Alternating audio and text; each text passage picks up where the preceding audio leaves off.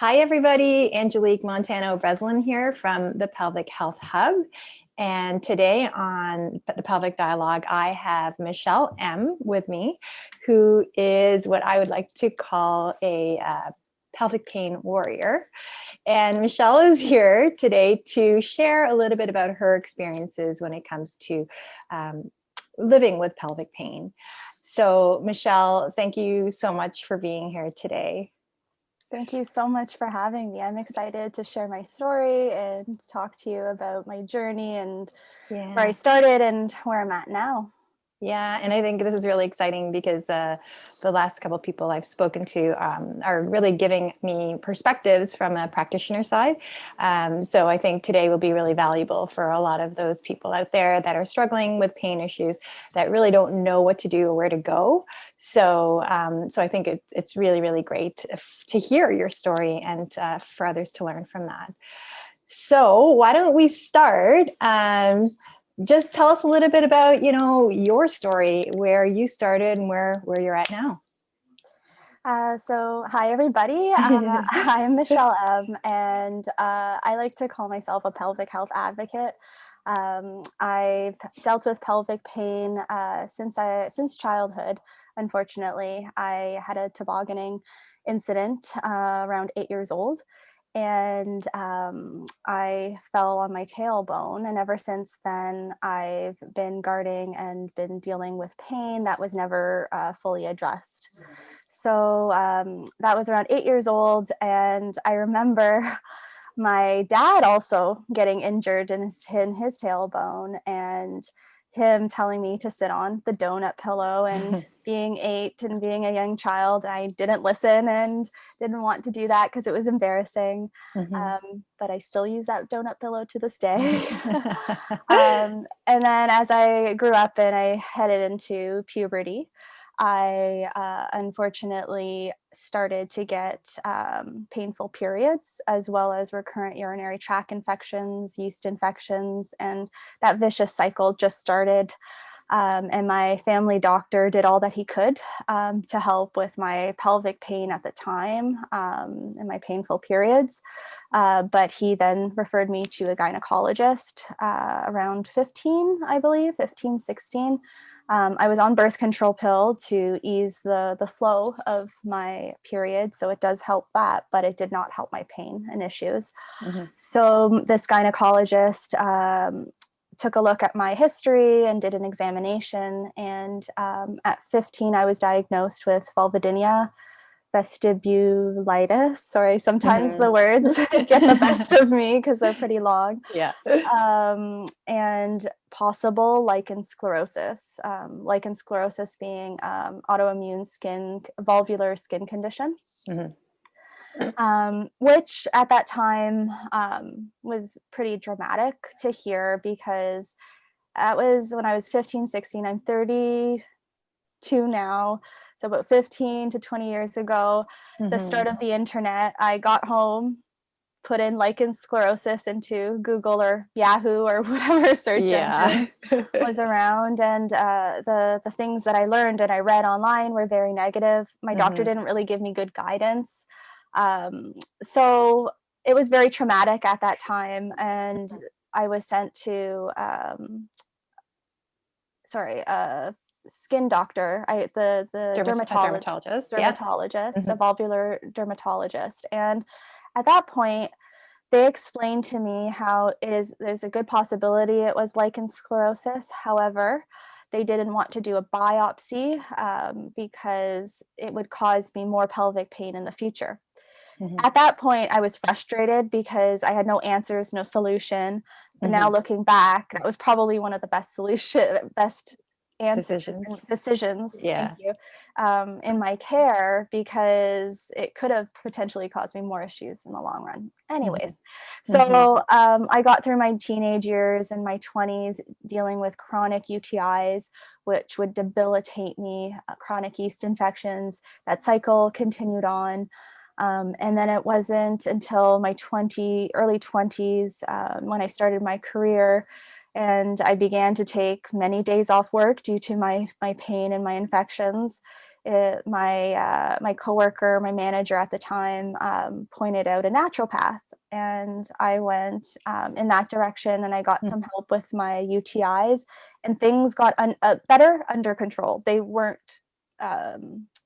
resolved by any means, but they were better under control. So I got through my 20s using some supplements and acupuncture and treatment from this naturopath. And then in 2017, I was hit with a pretty bad urinary tract infection. After a year of being UTI free, which was a dream for me because I would get a UTI every month. So I was hit with a UTI, and ever since then, my pelvic pain has been chronic and has not gone away. And I have not been able to move on with my life. So in 2017, 2018, I received my diagnosis of pelvic floor dysfunction, painful bladder syndrome, also known as interstitial cystitis in some terms. Pelvic floor dysfunction, I see endometriosis. I had an endometriosis excision surgery that confirmed that, as well as fibromyalgia and lupus.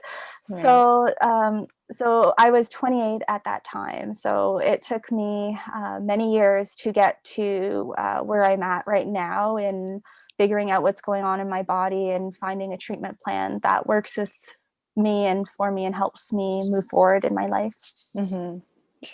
Yeah, I mean, that's quite the story. And I mean, I guess we can tell that it's not just a single diagnosis. Oftentimes pelvic pain, does present as overlapping sort of layers of different diagnoses that present in a comorbid way. So, which is not, it isn't, I guess, uncommon when we're looking at our clients here that deal with complex pelvic pain syndromes. So when we talk about that, I think it's really important for people to understand too that everyone's pain is different, and everyone's pain presents in different ways, right? So the way the pain presents within your body is not necessarily the same from one person to another, even though there's a similar diagnosis, right? Absolutely. Because the root cause for chronic pelvic pain is so diverse, because it could be gynecological, urological, gastrointestinal, musculoskeletal, psychoneurogenic, if I got that word right. And sometimes it's like myself and many other people, it's a combination of all those factors. So it's really trying to narrow down what your root cause is and what your pain generator is, and going from there. Yeah. And it's so true. I think that word pain generator, or what is driving the pain, is so important to identify. Some people that come in here looking for help, sometimes we see them and they say, oh, I think it's coming from my muscles. It's definitely coming from my muscles. We check the muscles. It's not necessarily the case. So again, we have to look at different systems in the body, the nervous system, the muscular system, the digestive system, like you mentioned, all these different systems in the body that could be drivers to the pain. It's a really big puzzle, especially if the patient, like myself, has been in chronic pain for decades. It's trying to piece everything together is, I think, half the battle. Yeah. And for those out there that are struggling with pelvic pain and have for several years, again, that's not uncommon for you to be struggling with pain and not have a diagnosis. Like, how many years did you struggle with pain for until you actually had a diagnosis? Over 15 years. And now with the knowledge that I have and the education that I've been learning along the way, is that Vulvodynia diagnosis I had at 15 was most definitely pelvic floor dysfunction causing and triggering those symptoms of mine in my case. Like we know, vulvodynia and other pelvic floor dysfunction could be caused by a multitude of reasons, but Okay. Thank you for sharing that story. So for those people out there that are struggling with pelvic pain or another type of chronic pain condition, do you have any specific words of wisdom or any pearls that you wish you would have known? I wish I knew more about the science behind Yeah. chronic pain. That I wasn't aware of. You hear a lot, especially a lot of patients with pelvic pain. Hear it's all in your head, Hmm. which to some extent is the truth because pain is generated in the brain, even though there could be tissue damage, but there's a science behind that, Yeah. and learning that really puts things into perspective, and you're not as hard on yourself Hmm. when you know and you understand that there's a reason to why this is happening to you. Hmm. Yeah. And I think when you live with chronic pain for so long, your nervous system in itself ends up patterning in a particular way and functioning in a particular way. It may not be a very functional way of, patterning that particular system, but because of the pain, you get sort of stuck in this maybe perhaps a negative loop. And I think I sometimes will tell my clients, it's retraining the way your nervous system is responding to pain that's so important. It's just like retraining muscles in the body, right? We train that. And the nervous system, you're right. People think, oh, it's all my head, but the nervous system includes the spinal cord, the brain, your head, right? But again, the nervous system can also be retrained, and it's Mhm. very moldable and it's very plastic, as we say in the physio world. So I think when people start to understand that concept, it makes it a little bit less, sort of more tangible, I guess, that it is something that can be treated and that Mhm. should be treated, and it's not just something that's all in your head, right? Exactly. And using correct terminology too, and Mhm. like for all in your head and chronic pain, another term is central sensitization.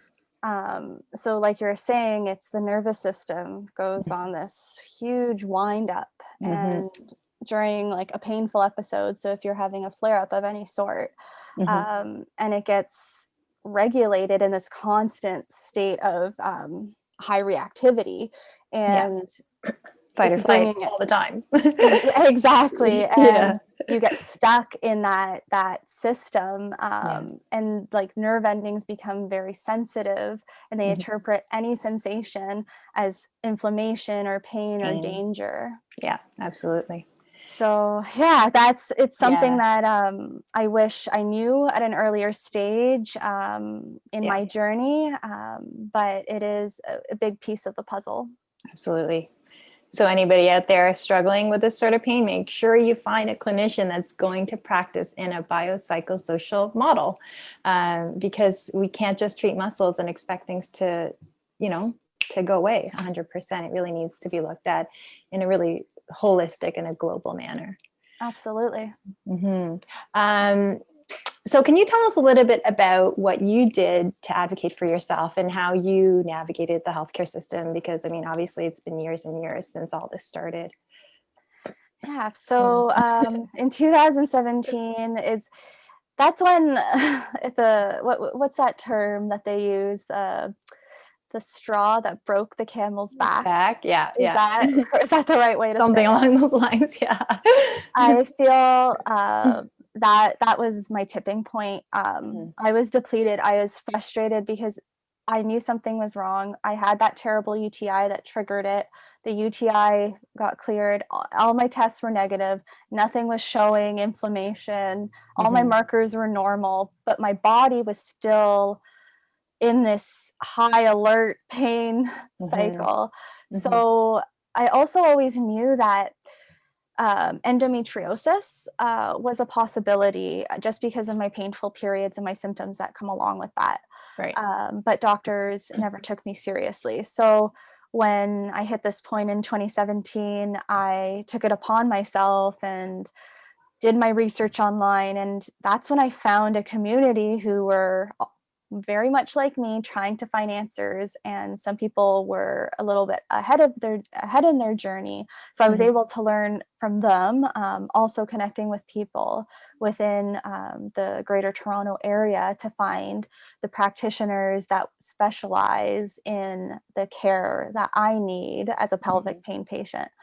So that was probably one of my first eye-opening experiences, was really just connecting with others and learning about the specialist in my area who would be able to help me, like a physical therapist, gynecologist, a urogynecologist, a urologist, all of these. And then I narrowed down my list and I brought the list to my doctors and I said I'd like to try to get a referral in to see this doctor, and I explained myself and my reasoning behind it, and they were more than happy to refer me out because they knew they couldn't assist me in what they needed. So that was probably the first step, is really finding the right team and the team that's going to take your care seriously. And yeah, good for you for doing that too, because I mean, if you didn't have that list, if you didn't do that research on the back end, going into your doctor's office may not have been as successful to get those consultations. I think it's getting better in the medical system as to the understanding of what pelvic pain is all about, and doctors are being more open to, referring people out to the appropriate specialists, but yeah, like I think there's still lots of more growth to be done for that understanding to almost be common knowledge, right? Exactly. And a lot of these like bigger cities, like in Toronto, they're creating these pelvic pain programs within these educational hospitals, which is incredible to see. But it's like you said, it's educating these general gynecologist practitioners to know that there is a place that you're able to refer this patient out if you're unable to help them anymore. Yeah, absolutely. Okay. And I think part of, I'm not sure if you use online social media platforms as a source of as an outlet for you, or a place to be able to share and to advocate. But I know that you've created a really strong social media presence with your Happy Pelvis platform. Can you tell us a little bit about that? Absolutely. Yeah. So that started when I was in my lowest point. I'm a graphic designer by trade, I guess you Okay. would say. Yeah. When all this happened in 2017, I had to leave my role on a marketing team at one of Canada's top media companies. So I felt like I was losing myself. I needed an outlet to let my frustration out, but also share my journey. And I also didn't want to bombard people on my personal accounts with my health because I didn't know what was going on. Yeah. So I decided to start the Happy Pelvis, and it really snowballed into something I couldn't imagine. It created something like a community that I am so honored and blessed to be a part of. So it is a place where I'm able to use my graphic design and illustration skills and tell my story, tell my journey, but also educate others. So using the education that I'm learning and creating it in a visually understandable way for people who are suffering from pelvic pain. And it really took off, and I'm really excited to share with everybody because it just shows that there's a lot of us suffering in silence, and we need that sense of community to help uplift us in those darkest times, because when you're in that state, it's you think you're the only one in the world dealing with it, but you are not alone. Yeah, well, for sure. And I guess pros and cons, that's one big pro for these social media platforms. I mean, 20, 30 years ago, there was no opportunity to share and there was no opportunity to learn more. So it's great. And whoever is not following the Happy Pelvis, make sure you do on Instagram. The handle's at the.happy.pelvis, right? Yes, that's right. Yeah, it's a really, really great page. You've done a really amazing job with it. So it's Thank awesome. you so much. Yeah, my goal is to create this platform. So it started as a blog, Yeah. and it was just pretty much telling my story, the doctor's appointments, figuring out what's going on with me. Hmm. And now it's snowballing into a platform to Yeah. educate, Hmm. especially Canadians, because Yeah. there's a lot of information that's lacking here in Canada, and but the movement's happening, Yeah. and I'm really excited to be a part of it and to spread as much information as I can. Yeah. Oh, that's awesome. So in addition to the Happy Pelvis, is there anything else that you're working on right now? Yes, so there's actually a project I was working on last year called the Ultimate Vulvodynia and Pelvic Pain Resource Guide. I met another pelvic pain warrior, as you say, from the West Coast. Yeah. Her name is Leah Lanny. She has an Instagram account called Peaches Pelvic Health Guru. Hmm. And we connected because our stories were very similar diagnoses, Hmm. and we had the same goals in mind. We wanted to help educate others on pelvic pain and vulvodynia. She's Hmm. actually a support leader for the National Vulvodynia Association. Nice. So she came to me with this Word document, which is something similar that I had, with all these resources and helpful links.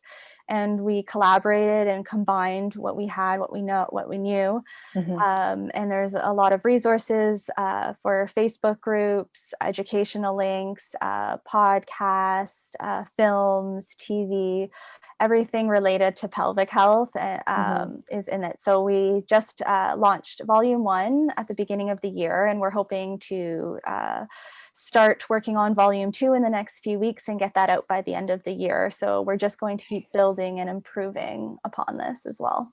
Yes, that's so, so important. You're doing all the hard work for everyone out there. Thank you. But That's the goal, is trying to cut the yeah, time in half, yes, because exactly. that's just if I knew about pelvic health and pelvic floor therapy or anything at 15, 16, I would have been on it, Oh and yeah. I know I wouldn't be where I am today. Yeah, But yeah, it's so true though. I mean, if you can minimize that time from, onset of pain to diagnosis to treatment, outcomes would be so much better, right? And mhm, people would probably be able to wind themselves down a lot better and a lot sooner. So I yeah, think so it's really too. important. It's so, so important to sort of like nip it in the bud, right? Mm. So anybody that's interested in that resource guide, we will be posting it on our website, pelvichealthhub.com. So we'll put that into the resource center and the resource links there. But you can also access it through Michelle's IG page, right? It's on your Instagram? Yeah, there's a little link within my bio that you're able to access it, and then as well on my homepage at Right. thehappypelvis.ca. Okay. What else did I want to ask you? So we've talked about your story. We've talked about the importance of, advocating for yourself and getting the appropriate resources. Is there anything specifically that you would like to see happen or change in the world of pelvic pain and pelvic health? Probably reducing the stigma around Yeah. it is a big one. And it's multi-layered. I feel it's once you decrease that stigma, you're tearing down that wall, and then it goes back to decreasing that amount of time to get care, because you're less embarrassed to talk to your physician about it because the stigma is removed. Mm-hmm. Also, your practitioner, well, if there's more education and awareness around it on their part, then they're going to be more happy to refer you out to a practitioner like a pelvic floor physical therapist. Mm-hmm. Yeah, and that's yeah. I want I would want family physicians to be able to identify Mm-hmm. pelvic floor disorders or dysfunctions. Mm-hmm. That is probably where I want to see it going is being able to do a PAP with your family doctor and them recognizing that vaginismus or pelvic floor tightness is there and saying, hey, maybe you should try pelvic floor physical therapy. That would be my dream. Yes. Yes. Slowly but surely, I think we're getting there.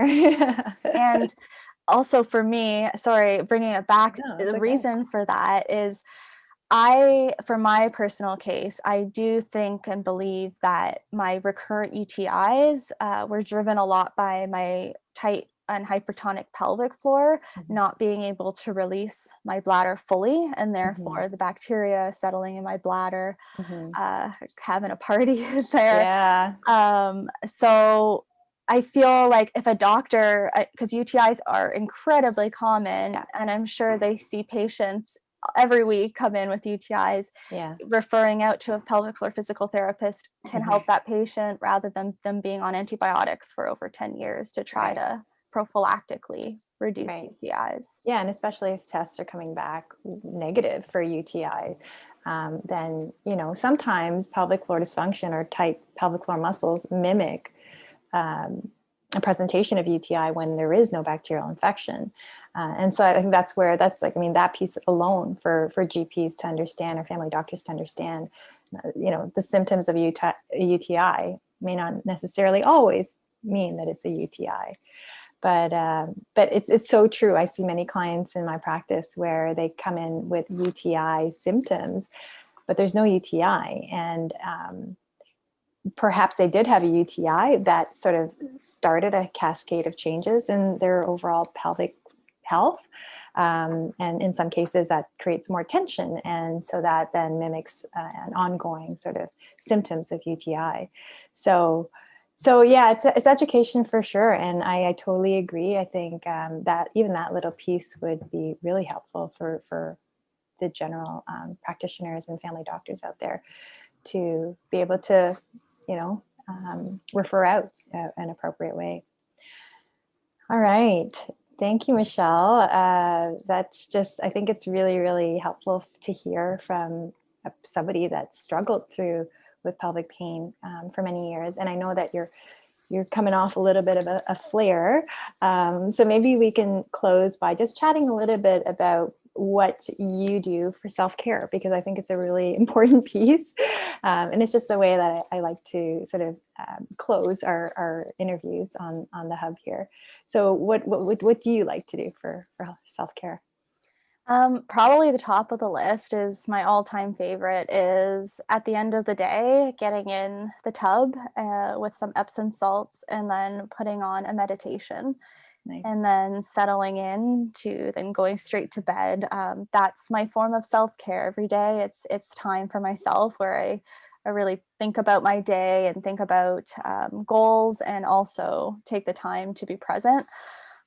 Which is something that's really important because myself and anybody else with chronic pain, your brain is always elsewhere. Your brain is always on that pain. So it's nice to have that time to meditate. Nice. Oh my gosh, that sounds so amazing. And the fact that you're doing it on a regular basis, that's great. Try to. Yeah. All right. Well, thank you so much, Michelle, for sharing your story and for being with us here on the Hub. I really hope that, you continue on a positive road to recovery. And I know that you're getting some really great treatment and you're doing some really amazing things. And I think that in itself is part of the recovery, right? Just putting your information, your story out there, like you said, as an outlet, and can really help with your overall healing. So thank you so much for joining us. Thank you for having me. I really appreciate getting to know you and talking about pelvic health today. Yeah, and I'm sure we'll see each other online at some point. Definitely, and hopefully maybe in person one day when COVID is out of the way. All right, Michelle, have a good day. You too. Take care. We'll chat soon. Bye-bye. Bye.